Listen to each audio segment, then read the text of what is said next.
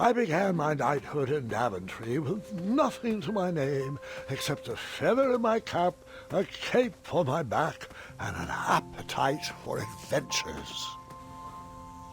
Questing led me to recover King Edward's magic mirror, and he rewarded me with his throne.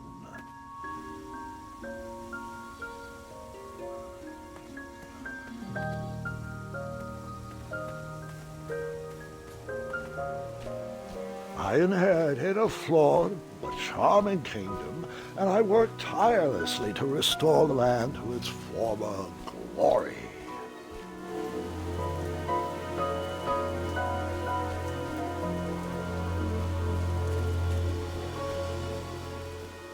In a few short years I had grown into the king I'd always wanted to be, and while I was proud of the Daventry I had shaped, something still felt like it was missing.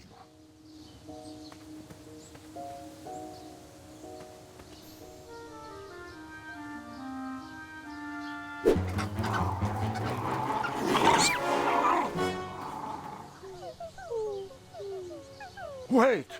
No! There is absolutely no way that could be right. There's no way that could have happened. I was too invested in that owl. I must have missed a detail in the story.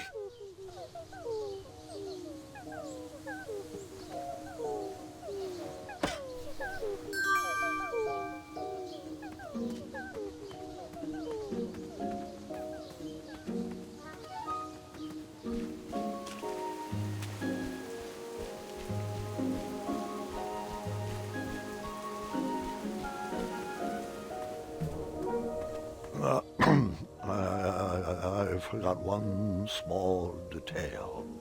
I began my knighthood in Daventry with nothing to my name except a feather in my cap, a cape on my back, an appetite for adventures, and a small shovel in my pocket.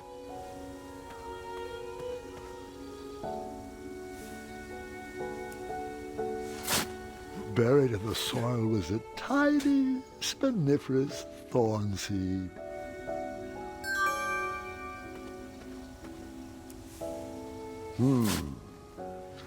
No treasure there.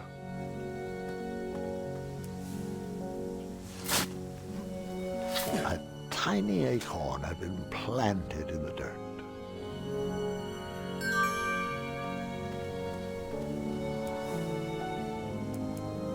I planted that miniature acorn in the ground, a way to commemorate new beginnings.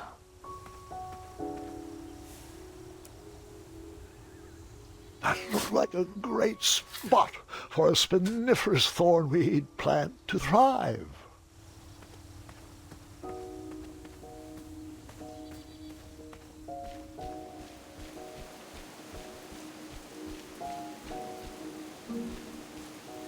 That trellis looked better over there.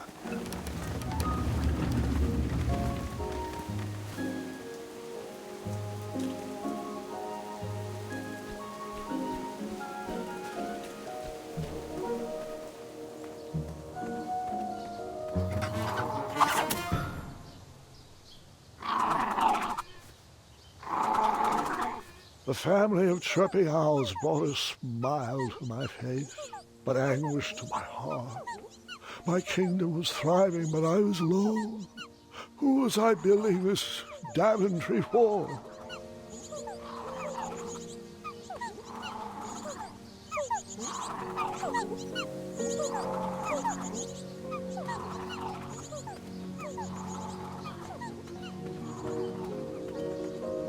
The loneliness of the road that night was only offset by the company of my hungry, rumbling tummy. I headed back to the castle for a bite to eat.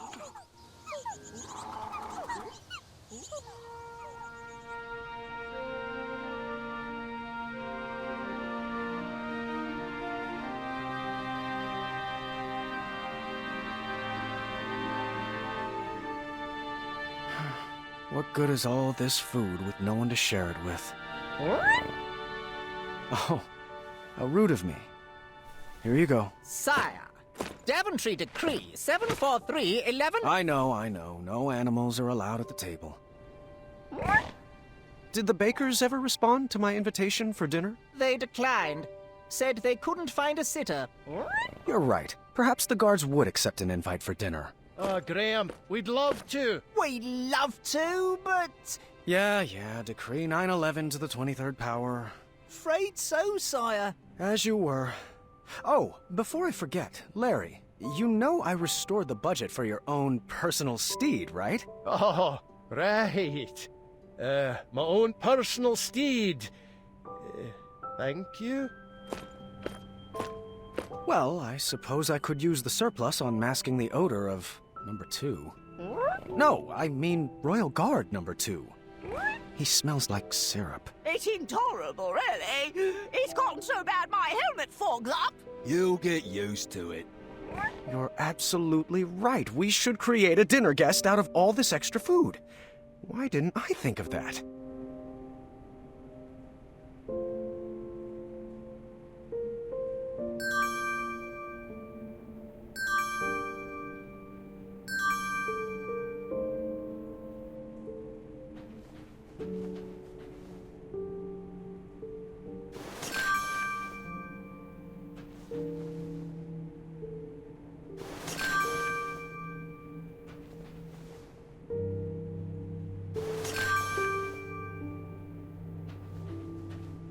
Well, would you care to join me for dinner? Dinner sounds lovely, but I'm only allowed to leave my post in times of distress.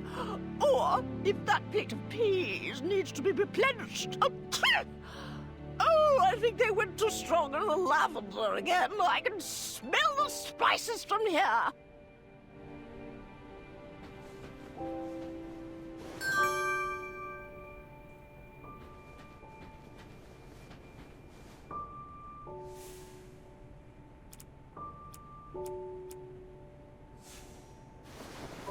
That's a good start.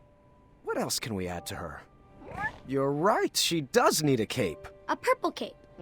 What about a hat? What should we use for the face?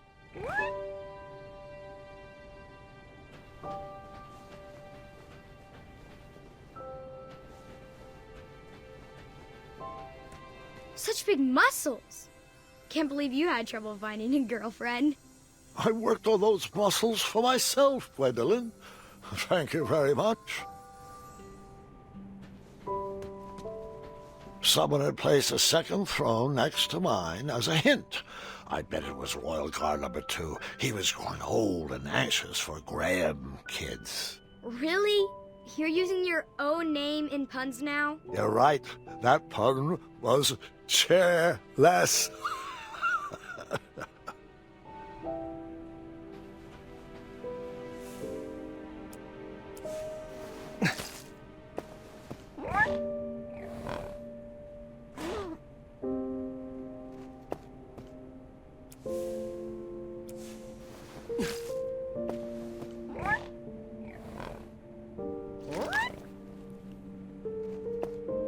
More peas, sire. Apologies. I'm allergic to the lavender.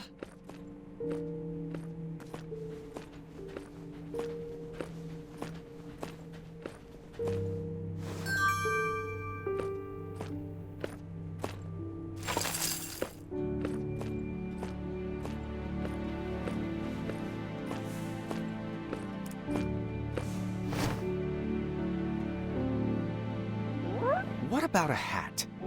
What should we use for the face?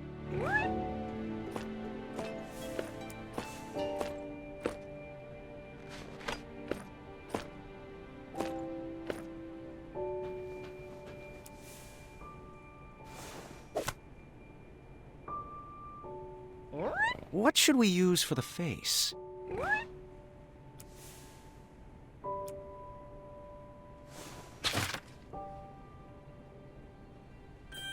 Perfect. What should we name her? No, that's my sister's name. You know that. I'm thinking something that ends in a soft consonant. It was at that exact moment when the magical mirror called out to me. The mirror showed me a magical reflection of a tower far away in the kingdom of Kolima.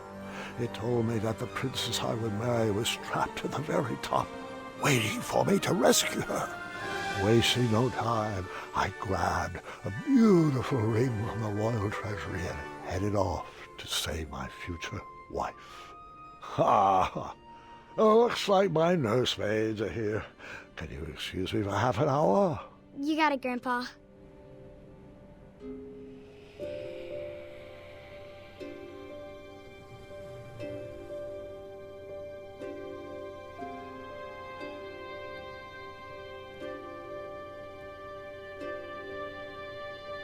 Gwendolyn, it's your move. Oh.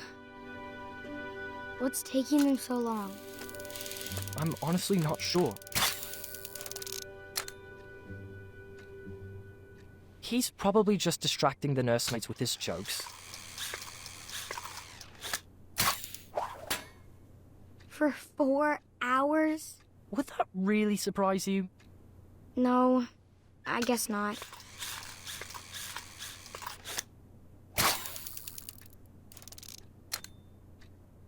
So, are you excited for Grandmother's birthday?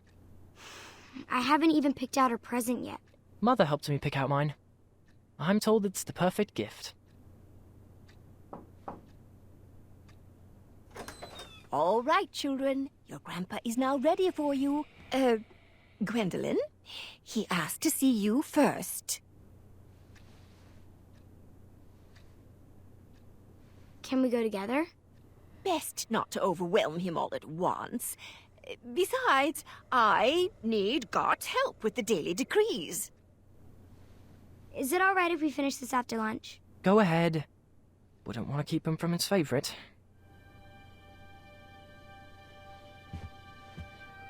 Your grandfather doesn't have favorites, Scott. He loves each of you in his own special way. Now tidy up and meet me in the throne room. I've got 3 trays of appetizers with your name on them. Own special way. Doesn't matter. Not with Addendum 48677 in the books.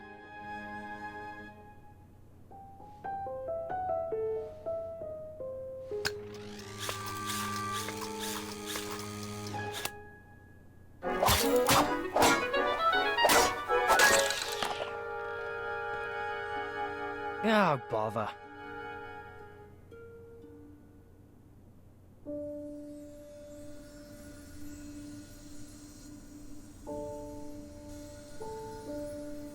Come on.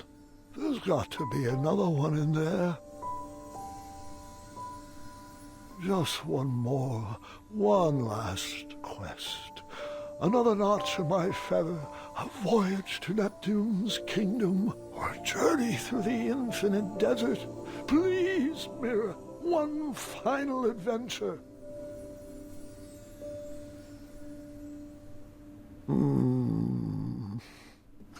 Grandpa, Ah, just the person I wanted to see. are you doing all right? I am now.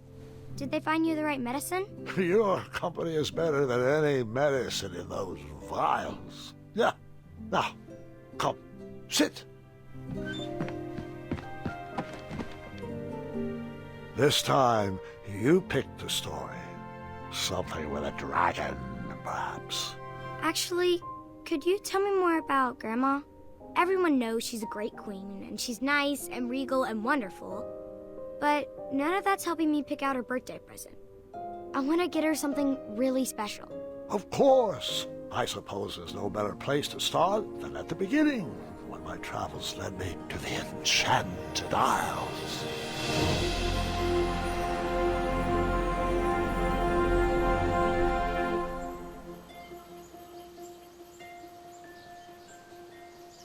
Grandpa, Mom used to tell me this story before bed. Hasn't everyone in Daventry heard this? You climbed that tower, rescued Princess Valenice, fell in love, and lived happily ever after. Well, fairy tales have a bad habit of simplifying matters of the heart. They weave tales, but love just happens, easily and with no effort required. A real story is far more exciting than what you've been led to believe.